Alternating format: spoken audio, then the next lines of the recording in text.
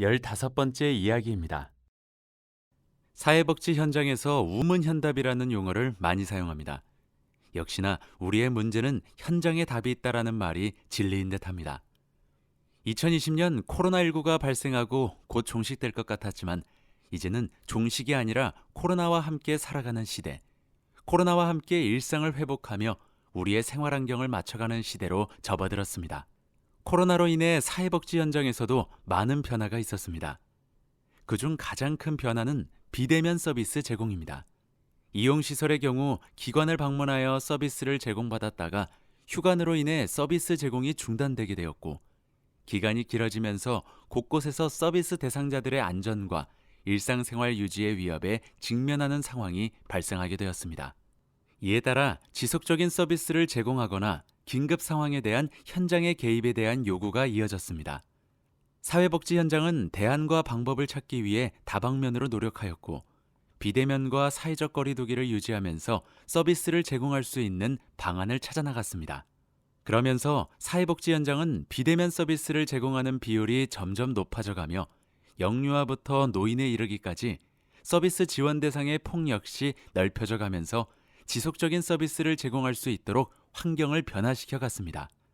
이러한 노력의 가장 기본적인 바탕은 다른 곳이 아닌 문제의 답을 현장에서 찾았기 때문입니다.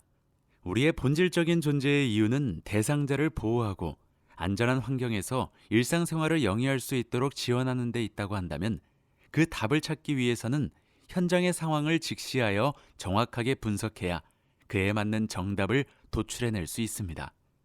현장의 소리를 듣지 않고 탁상에서만 문제를 해결하기 위한 방법을 찾는다고 한다면 결국 그 결과는 실패하고 말 것입니다.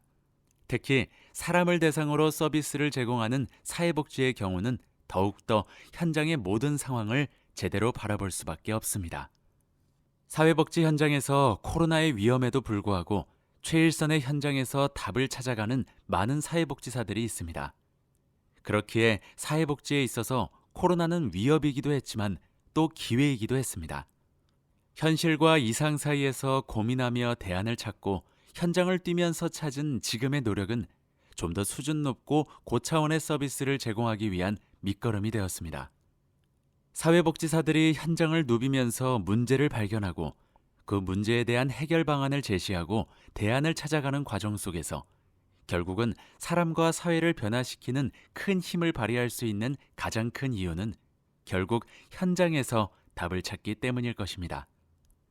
우리의 문제는 현장에 답이 있다라는 철학적 가치를 명심하여 마음에 새기고 계속되는 현장과 정책의 변화에 대응해 나가는 지혜가 필요할 것입니다.